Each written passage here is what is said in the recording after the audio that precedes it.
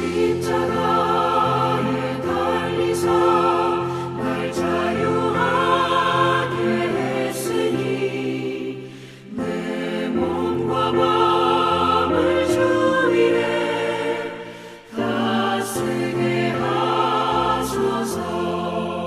나 구주 위에 살리라. 내 기쁨 한량 없으리. 내 갈 길이 인도하소서. 내 구주 예수여. 아멘.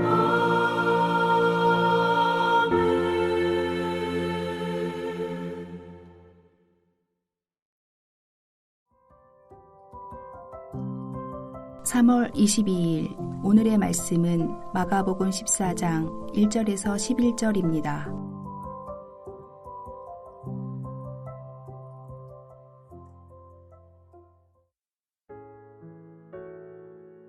이틀이 지나면 유월절과 무교절이라.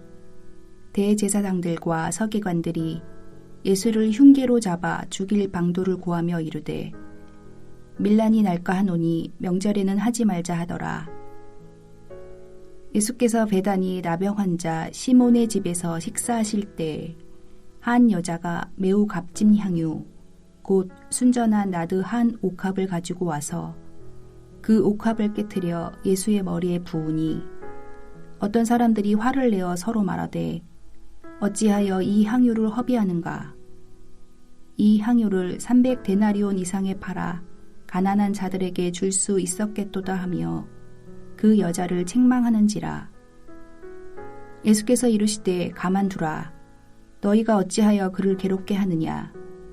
그가 내게 좋은 일을 하였느니라.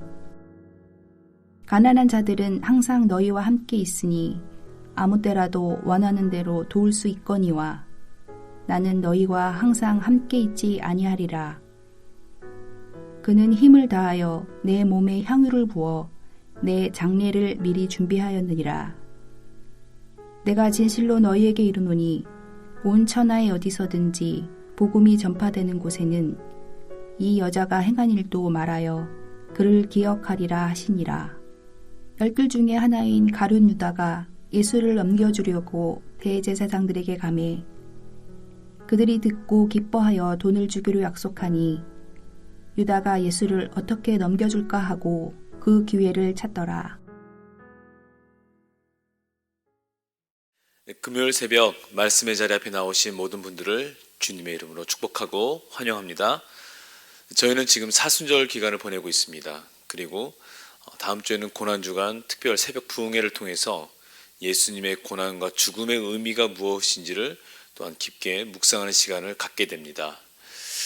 예수님의 죽음을 묵상할 때에만 예수님의 부활하신 사건이 우리 가운데 임팩트가 있습니다. 근데 예수님의 죽음에 대한 묵상이 얕으면 그 부활의 기쁨과 소망은 굉장히 그냥 스쳐 지나가게 될 수밖에 없습니다. 그만큼 예수님의 고난과 죽음을 철저하게 묵상하는 것이 우리의 신앙생활 속에서 예수님의 부활의 사건, 우리가 그 부활의 기쁨 가운데 또 이 시대를 살아갈 때 부활의 증인으로 살아가야 될 그 정체성과 이유를 회복할 수 있게 됩니다. 오늘 본문에서도 예수님의 죽음에 대한 부분에서 두 그룹이 나옵니다. 하나는 대제사장들과 또 서기관, 또 그들에게 예수님을 팔아 넘기는 가룟 유다가 나옵니다. 그래서 1절과 2절 그리고 마지막 10절과 11절에 나오죠. 그리고 가운데의 본문은 예수님의 죽음의 의미를 아는 한 여인이 등장합니다. 그래서 오늘 본문에서 우리에게 무엇을 말하고 있는가? 예수님의 죽음이 무엇을 의미하는지 아는가? 이것을 우리에게 질문하고 있습니다. 그 죽음은 어떤 의미라고 하는 것입니까? 그 죽음은 살리기 위한 죽음이다 라고 말하고 있습니다. 예수님의 죽음의 의미가 값지고 가치가 있는 이유는 그것은 생명을 살리기 위한 죽음이기 때문에 그렇습니다. 예수님의 죽음의 의미를 아는 자만이 예수님 통한 그 하나님의 은혜가 무엇인지, 그 자비와 긍휼이 무엇인지, 그리고 그 풍성한 사랑과 생명을 누리게 됩니다. 왜냐하면 예수님의 죽음은 내가 죽어야 할 죽음을 대신하신 죽음이기 때문에 그렇습니다. 친히 죄인을 위해서 자신의 생명을 내어주신 죽음이기 때문에 그렇습니다. 그래서 예수님의 죽음을 가장 중요하게 여기는 자들이야말로 주님 앞에 가까이 나올 수 있습니다. 예수님의 죽음과 나와 별 상관이 없다고 느껴지면 예수님 앞에 가까이 나올 수가 없고 예수님을 향해서 진정성 있게 고백하며 나올 수가 없습니다. 우리가 오늘 주님 앞에 예배하며 나올 때 우리 주님 앞에 우리가 찬양하고 기도하며 어떤 모습으로든지 간에 우리가 주님 앞에 나올 때 예수님의 죽음에 대한 의미를 우리가 지니지 않은 상태에서 주님을 만난다라고 하는 사실은 이거는 불가능한 것입니다. 그냥 겉껍데기만 형식으로만 나올 수밖에 없게 만듭니다. 만약 우리의 신앙생활 속에 뭔가 메말라 있다라고 느껴지거나 형식적인 나의 신앙생활이다라고 하는 것이 느껴지거나 사역을 할 때 내 마음에 다른 어떤 과거와 다른 식어진 마음이 생긴다면 예수님의 고난과 죽음을 묵상해야 합니다. 그럴 때 우리 안에 주님 앞에 나오게 되는 그 동기와 그 이유, 목적, 그 모든 것이 회복되게 됩니다. 그래서 우리가 사순절 기간 중요하고 또 다음 주 고난주간 특별 새벽 부흥회 중요합니다. 다음 주에 특별히 그러한 회복의 놀라운 역사와 은혜를 누리기를 소망합니다. 제자들은 여인에게 분개합니다. 여인이 사용한 그 향유 옥합이 300데나리온 1년치 노동자의 품삯에 해당하기 때문에 그렇습니다. 제자들이 생각하는 향유 옥합에 대한 바른 사용처는 무엇입니까? 가난한 자들을 위한 구제하는 일에 사용했다면 더 가치 있고 의미가 있지 않겠는가라고 하는 판단으로 나아갑니다. 심지어는 그 판단 속에서 어떻게까지 합니까? 5절의 하반절에 그 여자를 책망하는지라. 하지만 주님은 그 제자들의 모습을 통해서 대답하십니다. 그 대답을 통해서 이 여인이 어떠한 의미 속에 예수님의 죽음을 향하여 제자들과 다른 관점을 지니고 있는지 말씀해 주십니다. 예수님은 한마디로 여인이 행한 모든 것들은 좋은 일이다. 누구에게요? 내게 좋은 일이다. 주님께 좋은 일이다 라고 하는 것입니다. 그가 내게 좋은 일을 하였느니라. 왜 좋은 일이라고 하시는 걸까요? 이 기름 부은 것에 대한 의미는 여러 가지가 많이 있습니다. 첫 번째는 예수님의 장례를 위하여 준비했다라고 말씀하십니다. 오늘 본문에 보시면 내 몸에 향유를 부어 내 장례를 미리 준비하였느니라. 장례는 곧 무엇입니까? 죽음 이후입니다. 죽음 이후에 기름을 붓는 것이죠. 죽기 전에 붓는 것이 아닙니다. 죽은 자에게 붓는 것이 기름입니다.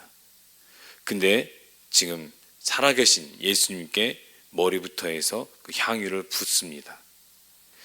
예수님이 죽지 않으셨는데 예수님이 앞으로 죽으시게 될 그것을 미리 예비하여 기름을 붓는 것입니다. 오늘 본문 1절에서 보시면 유월절과 무교절이라 얼만큼 이틀이 지나면요. 예수님의 죽음의 디데이가 이틀입니다. 유대인의 달력에서는 저녁부터 해서 그 다음 저녁까지 세기 때문에 하루입니다. 예수님의 죽음이 하루 남았습니다. 그리고 내일 본문에서 유월절을 제자들과 만찬을 진행하시죠. 그리고 잡히십니다. 디데이 하루 전입니다. 그런 주님의 죽음 앞에서 지금 장례를 예비하여 머리부터 붓는다라고 하는 것은 무엇을 의미합니까? 예수님의 죽음의 의미가 무엇인지를 알기 때문에 그렇다는 것입니다. 그 무엇을 아는지 첫 번째 전제하고 있는 사실이 있습니다. 그것은 바로 그 죽음은 나와 관계가 있는 죽음이다. 나와 상관없는 죽음이다라고 생각하면 제자들이 판단한 내용이 맞습니다. 그리고 당시에 유월절에 구제하는 것을 중요시 여겼습니다. 그렇기 때문에 지금 가난한 자를 향해서 굳이 하는 일 매우 중요하고 가치 있는 일이죠. 하지만 그것은 예수님의 죽음과는 관계가 없는 것이죠.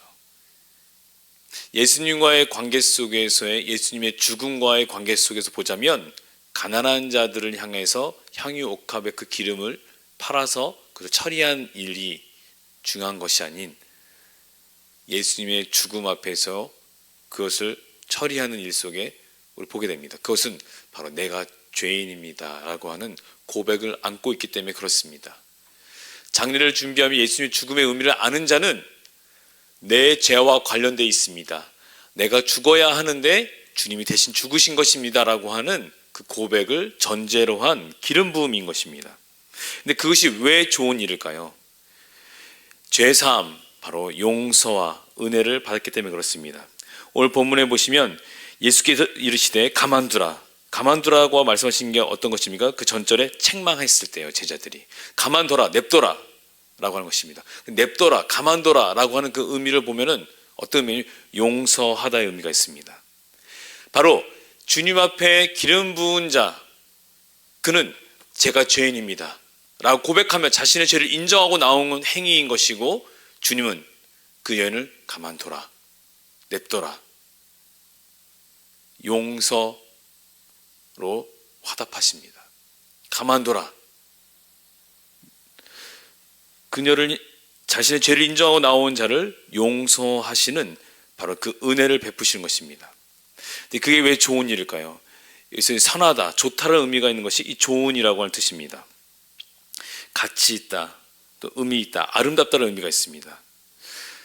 내 죄 사함에 용서함 받고 주님의 은혜로 회복되는 역사는 바로 창조시의 모습 회복, 하나님의 형상으로 회복, 처음 우리를 지으셨을 때 회복, 죄가 없는 상태의 회복, 하나님과의 인격적 관계 모든 것들이 아무런 문제가 없었던 회복. 그래서 하나님께서 보시기에 좋았더라, 또 보시기에 심히 좋았다라고 말씀하신 토부의 상태, 선합의 모습의 상태로 칭함받는 사건, 그것은 예수님의 죽음을 통해서 우리를 의롭다 칭해 주시는 그 놀라운 은혜의 사건으로 진행되기 때문에 그것은 선한 일의 역사인 것입니다.